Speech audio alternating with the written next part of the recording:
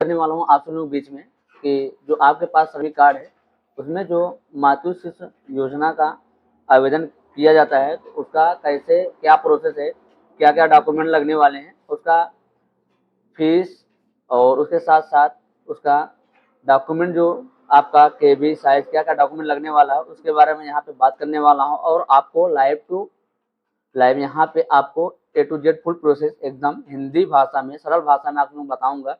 तो आप लोग हमारे वीडियो को सुन लेके अंत तक अच्छे से वॉच करिए ताकि आप लोगों को फॉर्म को अप्लाई करने में कहीं से भी कोई दिक्कत ना आए। तो आप लोग यहाँ पे देख सकते हैं, ये हमारा रहा उत्तर प्रदेश भवन एवं अन्य सनिर्माण कर्मकार कल्याण बोर्ड श्रम विभाग उत्तर प्रदेश सरकार। तो यहाँ पे ये आप लोग जो इस इंटरफेस में हम दोस्तों, ये रहा हमारा श्रमिक कार्ड का ऑफिशियल साइट। तो यहाँ पे आप लोग इसका मैं डिस्क्रिप्शन लिंक दे दिया हूँ, आप लोग वहाँ पे जा करके इस वाले लिंक पे आ सकते हैं। तो यहाँ पे आप लोग नीचे तरफ आ जाना है दोस्तों।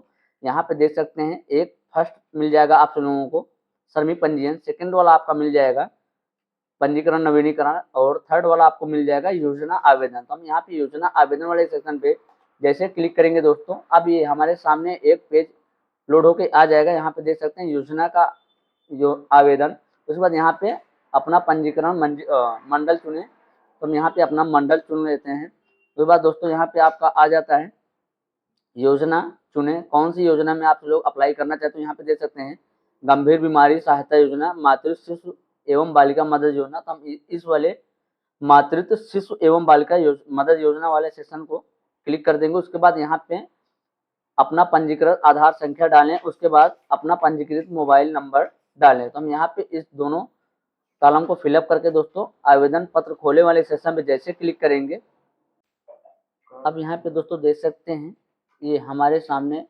इस मोबाइल नंबर पर ओटीपी भेज देगी। लास्ट में यहाँ पे आप लोग देख सकते हैं अब हमारे मोबाइल पे ओटीपी भी आ गया है। तो यहाँ पे बोला जा रहा है ओटीपी यहाँ पे आप लोग दर्ज करें जो आपके मोबाइल नंबर में आई है। उसके बाद प्रमाणित करें वाले सेक्शन पे जैसे क्लिक करेंगे दोस्तों, अब यहाँ पे दोस्तों देख सकते हैं हमारे सामने एक इंटरफेस ऐसा खुल के आ गया है। अब यहाँ पे देख सकते हैं योजना का लाभ लेने हेतु आवेदन पत्र यहाँ पे खुल के आ गया है। अब यहाँ पे देख सकते हैं श्रमिक का पंजीयन संख्या यहाँ पे आ गया है। उसके बाद श्रमिक का नाम यहाँ पे आ गया, श्रमिक के पिता या पति का नाम यहाँ पे आ गया है। उसके बाद श्रमिक का अस्थायी पता आ गया है। उसके बाद यहाँ पे देख सकते हैं दोस्तों वर्तमान पता श्रमिक का आ गया है। उसके बाद यहाँ पे देख सकते हैं योजना का नाम में जो हम यहाँ पे चूज किए थे मातृ शिशु एवं बालिका मदद योजना, वो यहाँ पे आ गया। उसके बाद यहाँ पे आवेदन की तिथि जो यहाँ पे आज आवेदन तिथि यहाँ पे देख सकते हैं आप लोग, ये 15 अक्टूबर 2025 यहाँ पे देख सकते हैं 15 अक्टूबर 2025। तो बस नीचे तरफ आएंगे दोस्तों हम, अब यहाँ पे हमसे मांगा जा रहा है दोस्तों ये नवजात शिशु का लिंग, यहाँ पे जो इनका बालिका या बालक, तो यहाँ पे बालक। उसके बाद दोस्तों यहाँ पे देख सकते हैं उपयुक्त योजना चुने, यहाँ पे ऑटोमेटिक वो लिया रहेगा, इसमें कुछ नहीं कर सकते हैं। अब यहाँ पे आपके पास जन्म प्रमाण पत्र जो रहेगा उसमें एक नंबर दिया रहेगा, ये आपके पास ठीक एक इंटरफेस ऐसा जन्म प्रमाण पत्र होना चाहिए क्योंकि ये सरकारी अस्पताल से जारी हुआ है दोस्तों, ये देख सकते हैं। तो यहाँ पे पंजीकरण संख्या आपका यहाँ पे दिखाई दे रहा है, यही नंबर आप लोगों को यहाँ पे टाइप कर देना है। ये यहाँ पे जन्म प्रमाण पत्र, यहाँ पे आप लोगों को वही नंबर यहाँ पे आप लोगों को टाइप कर देना। उसके बाद यहाँ पे बच्चे के जो जन्म तिथि है यहाँ पे सिलेक्ट कर लेना है। यहाँ पे देख सकते हैं बच्चे की जन्म तिथि हम यहाँ पे सिलेक्ट कर लेते हैं दोस्तों। यहाँ पे दोस्तों जैसे हम जन्म तिथि सिलेक्ट करके डाल दिए हैं, उसके बाद यहाँ पे ऑटोमेटिक जो जन्म प्रमाण पत्र में डाटा है वो ऑटोमेटिक ले लिया है। उसके बाद दोस्तों यहाँ पे श्रमिक का प्रकार आप लोगों को सिलेक्ट कर देना है। उसके बाद गर्भ से संबंधित बाधा आप लोगों को सिलेक्ट कर देना है। उसके बाद यहाँ पे आपका मोबाइल नंबर आ जाएगा। देन उसके बाद शिशु दिव्यांग है यानी विकलांग है, तो यहाँ पे हाँ है तो ठीक, अन्यथा आप लोगों को नो कर देना है। उसके बाद नीचे तरफ आ जाना है दोस्तों। अब यहाँ पे दोस्तों आपका आ जाएगा, यहाँ पे शिशु गोद लिया गया आप लोगों को, अगर लिया गया है तो हाँ कर दिया, अन्यथा आप लोगों को नो कर देना है। तो यहाँ पे क्या शिशु जुड़वा है, तो यहाँ पे आपने नो कर देना है। उसके बाद यहाँ पे श्रमिक का खाता ऑटोमेटिक फिलअप रहेगा, जो श्रमिक कार्ड में रहेगा खाता नंबर, आपका आईएफएससी कोड यहाँ पे शो कर जाएगा, आपका बैंक का नाम, ब्रांच आप लोगों को यहाँ पे शो कर जाएगा। उसके बाद दोस्तों यहाँ पे आप लोगों को आई एग्री वाले सेक्शन पे टिक कर देना है। उसके बाद यहाँ पे देख सकते हैं ये फाइल का साइज 200 KB से अधिक नहीं होना चाहिए। फाइल का टाइप यानी फाइल किस टाइप में होनी चाहिए, जेपीजी में होनी चाहिए आपकी, उसके साथ साथ जेपीईजी में होनी चाहिए, पीएनजी में होनी चाहिए।